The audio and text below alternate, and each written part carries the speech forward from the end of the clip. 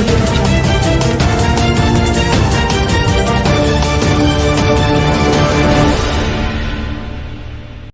सबसे पहले तो आप सभी को लोहड़ी, भोगली बिहू, उत्तरायण और पौष वर्ष की भी अग्रिम शुभकामनाएं।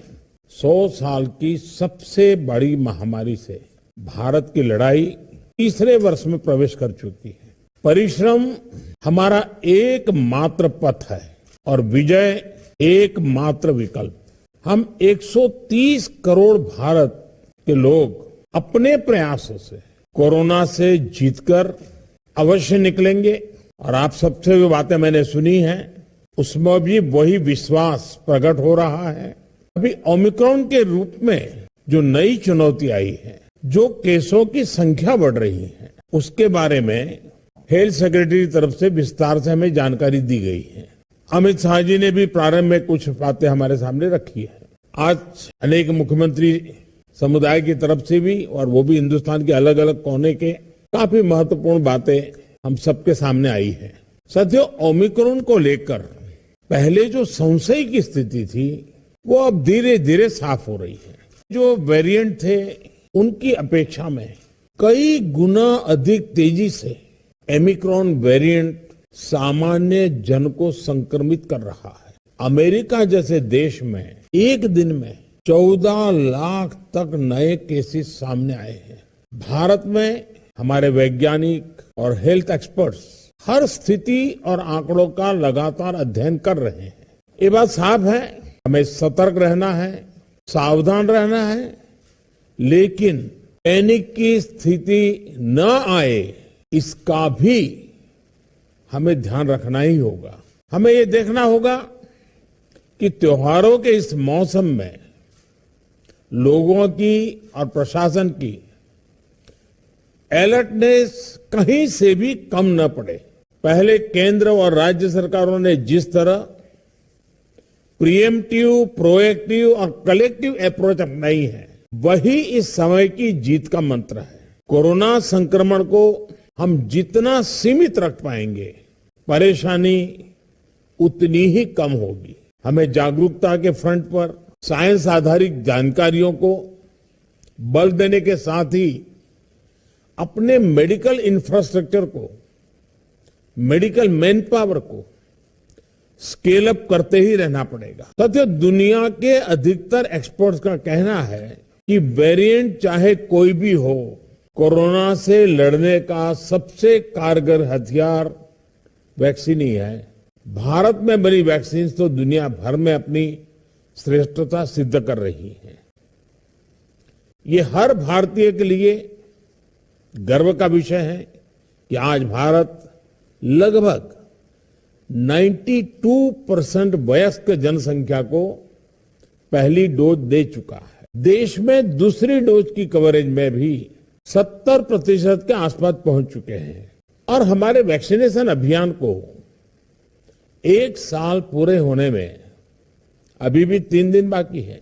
10 दिन के भीतर ही भारत अपने लगभग 3 करोड़ किशोरों का भी टीकाकरण कर चुका है। ये भारत के सामर्थ्य को दिखाता है, इस चुनौती से निपटने की हमारी तैयारी को दिखाता है। आज राज्यों के पास पर्याप्त मात्रा में वैक्सीन उपलब्ध है। फ्रंटलाइन वर्कर्स और सीनियर सिटीजन्स को प्रिकॉशन डोज जितनी जल्दी लगेगी उतना ही हमारे हेल्थ केयर सिस्टम का सामर्थ्य बढ़ेगा। 100% टीकाकरण के लिए हर घर दस्तक अभियान को हमें और तेज करना है। मैं आज अपने उन हेल्थ केयर वर्कर्स, हमारी आशा बहनों का भी अभिनंदन करता हूं जो मौसम की कठिन परिस्थितियों के बीच वैक्सीनेशन अभियान को गति देने में जुटे हैं। साथियों, टीकाकरण को लेकर भ्रम फैलाने की किसी भी कोशिश को भी हमें टिकने नहीं देना है। कई बार हमें ये सुनने को मिलता है कि टीके के बावजूद संक्रमण हो रहा है तो क्या फायदा। मास्क को लेकर भी ऐसी अफवाहें उड़ती हैं कि इससे लाभ नहीं होता। ऐसी अफवाहों को काउंटर करने की बहुत जरूरत है। साथियों, कोरोना से इस लड़ाई में हमें एक और बात का बहुत ध्यान रखना होगा। अब हमारे पास कोरोना से लड़ाई का 2 साल का अनुभव है। देशव्यापी तैयारी भी है। सामान्य लोगों की आजीविका, आर्थिक गतिविधियों को कम से कम नुकसान हो, अर्थव्यवस्था की गति बनी रहे, कोई भी रणनीति बनाते समय हम इन बातों को जरूर ध्यान में रखें। ये बहुत आवश्यक है और इसलिए लोकल कंटेनमेंट पर ज्यादा फोकस करना बेहतर होगा। जहां से ज्यादा केस आ रहे हैं, जहां ज्यादा से ज्यादा और तेजी से टेस्टिंग हो, ये सुनिश्चित करना भी आवश्यक है कि होम आइसोलेशन में ही ज्यादा से ज्यादा ट्रीटमेंट हो सके। इसके लिए होम आइसोलेशन से जुड़ी गाइडलाइंस को इंप्रूवाइज करना भी बहुत जरूरी है। होम आइसोलेशन के दौरान ट्रैकिंग और ट्रीटमेंट की व्यवस्था जितनी बेहतर होगी, उतना ही अस्पतालों में जाने की आवश्यकता कम होगी। संक्रमण का पता चलने पर लोग सबसे पहले कंट्रोल रूम में संपर्क करते हैं। इसलिए उचित रिस्पांस और फिर मरीज की लगातार ट्रैकिंग कॉन्फिडेंस बढ़ाने में बहुत मदद करती है। मुझे खुशी है कि कई राज्य सरकार इस दिशा में बहुत अच्छी तरह नए नए इनोवेटिव प्रयास भी कर रही है, प्रयोग भी कर रही है। केंद्र सरकार ने टेलीमेडिसिन के लिए भी काफी सुविधाएं विकसित की है।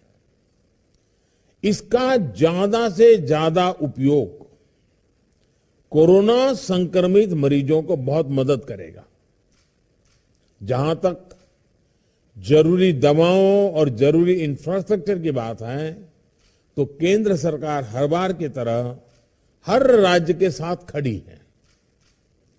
5-6 महीने पहले 23,000 करोड़ रुपए का जो विशेष पैकेज दिया गया था, उसका सदुपयोग करते हुए अनेक राज्यों ने हेल्थ इंफ्रा को सशक्त किया है।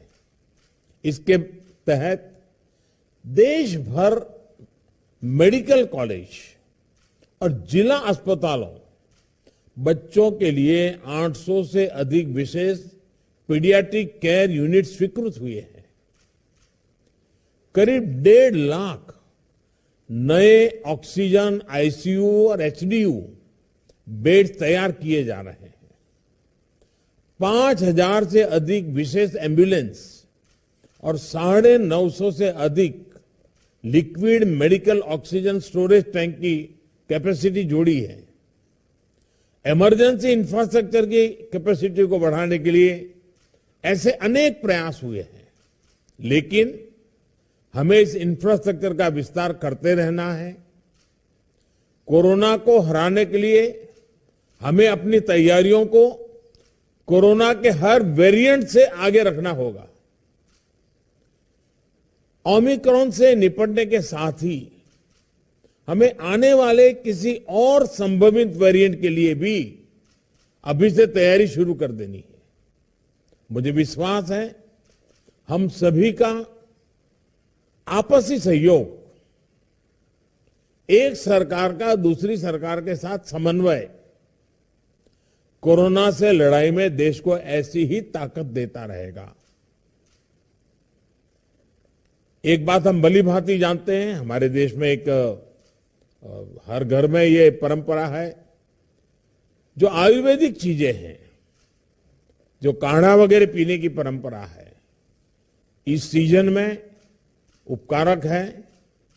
इसको कोई मेडिसिन के रूप में नहीं कहता है, लेकिन उसका उपयोग है कि ये जो हमारी परंपरागत घरगथ्थू जो चीजें रहती है, ऐसे समय उसका भी काफी मदद मिलती है।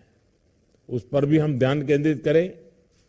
साथियों, आप सभी ने समय निकाला, हम सबने अपनी चिंताएं साझा की और हम सबने मिलकर के संकट कितना ही बड़ा क्यों ना आए, हमारी तैयारियां, हमारा मुकाबला करने का विश्वास और विजयी होने के संकल्प के साथ हर एक की बातों में से निकल रहा है। हम इस परिस्थितियों को भी सफलता से पार करेंगे। आप सभी ने समय निकाला, इसके लिए मैं हृदय से आपका आभार व्यक्त करता हूं। बहुत बहुत धन्यवाद।